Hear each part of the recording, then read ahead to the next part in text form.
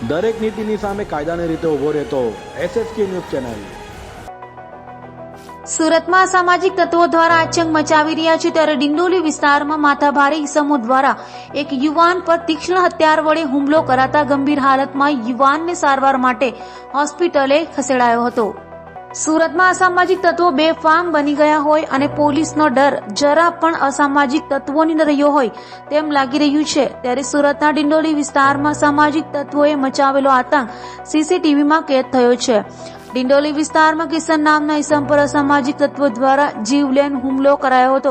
Food lover નાસ્તાની દુકાનમાં કામ કરતા કિશન નામના યુવાનના ગળાના ભાગે ચપ્પુ વડે હુમલો કરાતા તે બેભાન થઈ ધડી પડતા તાત્કાલિક સારવાર માટે હોસ્પિટલે ખસેડાયો હતો તો બનાવની જાણ થતાં પોલીસ કાફલો સ્થળે દોડી ગયો હતો। જ્યારે સમગ્ર ઘટનાને લઈ પોલીસે નજીકના CCTV કેમેરાની તપાસ શરૂ કરી છે તો આ મામલે પોલીસ શું કામગીરી કરશે તે જોવું રહ્યું। દરેક નીતિની સામે કાયદાની રીતે ઉભો રહેતો SSK ન્યૂઝ ચેનલ।